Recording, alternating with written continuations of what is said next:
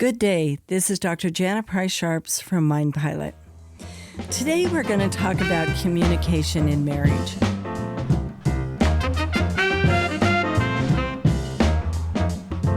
And since this podcast is predominantly for first responders and military personnel, I'm also going to talk about a little bit about transition from work to home. We've talked about that in other podcasts in different ways, but we're going to talk about it very in depth today for a few minutes. First of all, it doesn't matter how you want to say it. So hang in there with me.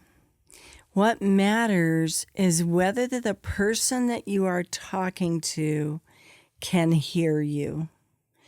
If whatever you say shuts that other person down, they're not going to hear you. And so the first step in communicating with anybody, really, but we're talking about within marriage or long-term partnerships, the first thing to identify is how that person wants to be approached. That's so important. Do they like blunt?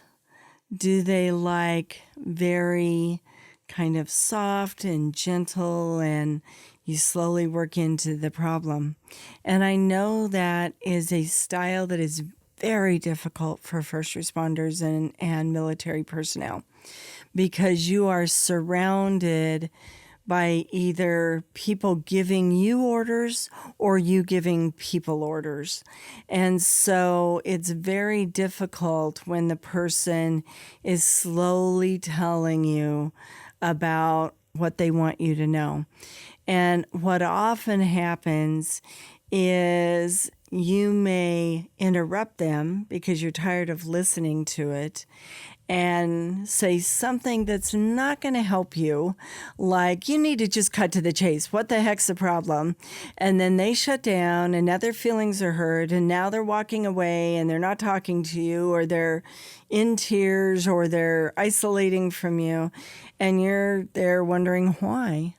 Well, because in your job, you don't say, so would you mind going over there and getting this? You don't do that. You go get this. Boom. That's it. And it's an order and it comes out as an order. It's a directive and they better do it or there's repercussions, right? If you're in charge. And so that translates into communication at home. You communicate a lot more at work typically than you do at home.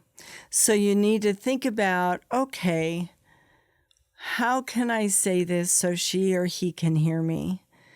And if you're a spouse or significant other listening to this, same goes for you too, right? You need to think about how you can communicate it to your spouse or significant other so they can hear you.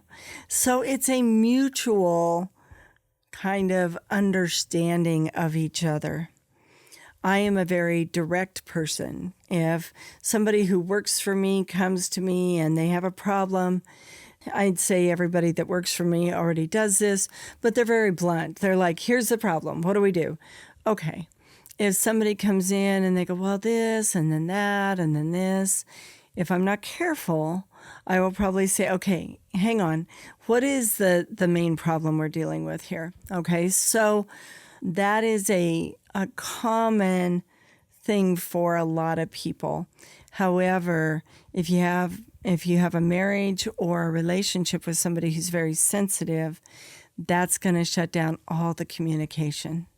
So really think about it. If I have something difficult to say to somebody, typically I will practice it. What I'm going to say, I'll practice it in the mirror if it's a big one. I might even write it out. And then I might even show it to somebody and say, okay, is that a nice way to say that? You know, so-and-so. Do you think that they can hear it if I say it that way? So if it's a big conversation, a conversation where there's been a lot of arguments about it, or you know they feel strongly, really think about how you approach it. It's called a soft approach. If you're having relationship problems, I would highly recommend books by Gottman, Gottman. John Gottman has done research on communication in marriages for a very long time. He's written some excellent books, and those are books that you can read with your partner.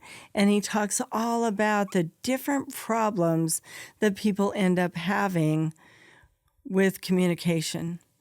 So other kind of rules, and some of this comes from Gottman, some of it comes from my own work. Don't use the silent treatment to get your way. All it does is it puts another tear in that relationship, okay? So if you're mad, then you need to say that. You need to say, you know what, I'm really upset about this. I need some time to think about it. I don't want to talk any more about it because I'm very upset. If you're on the receiving end of that, give that person time. But then both of you have to agree to come back around and talk about it. Don't throw insults. Insults never help relationships. They just tear it down. And people remember insults. So as tempting as it is, don't put the other person down, because that is going to limit how close that other person wants to get to you.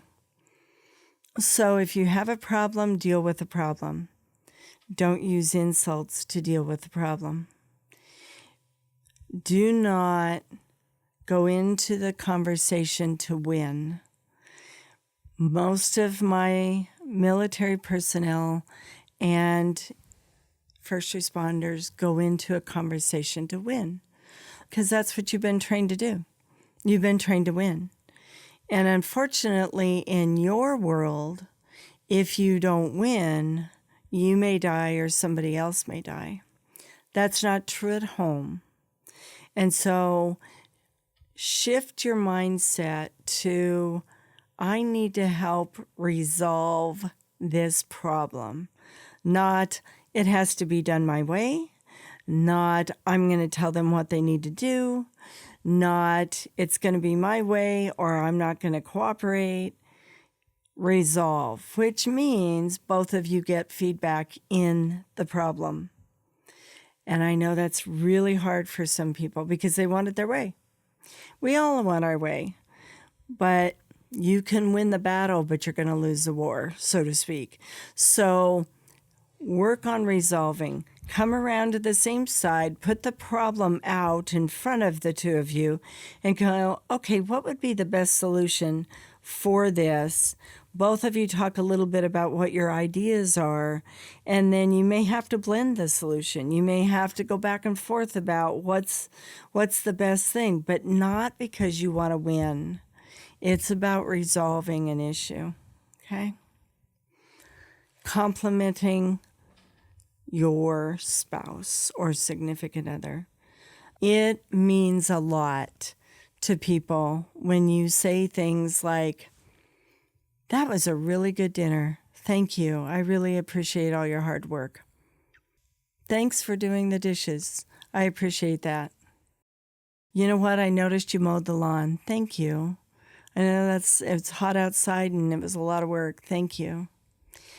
Both people need to be doing that.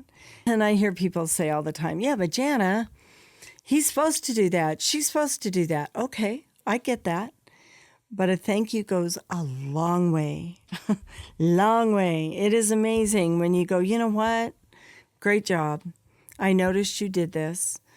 Oh, thank you for bringing in the trash cans. Thank you for picking up the mail. Thank you for paying the bills. I know it may be their job in the household, but thank you is still important. It means I love you. I care that you're taking the time to be part of this family and helping, and that we're in this together. That's so important. So tell them thank you. And again, Both people need to be doing this. Gottman, again, has a 5-to-1 rule, and he talks about in communication, if people in long-term relationships are saying, I love you, and then the other 5 are, when are you going to do the dishes? Why haven't you taken the trash out? When are you going to gas up my car? All those, if it's 5-to-1, he said a majority of those people are going to end up divorced. Switch it around. I love you. I can't wait to see you tonight. Thank you for taking the trash out. I look forward to our date night next week. 5 of those to, oh, by the way, would you take the trash out? Okay, 5-to-1 minimum. If you can get 10-to-1, even better. And do that with your kids too, by the way. We always are finding what our kids are doing wrong. Why didn't you make your bed? Why didn't you turn in your homework? Why didn't you do this? Why didn't you do that? Tell them thank you. Hey, good job. I noticed you did your homework tonight. Should you have to thank them? No. But they're more likely to do it if you do. You have to ask yourself, what action are you going for? And then backtrack from that. If you're going for, you want them to complete their homework, then notice when they do and give them praise.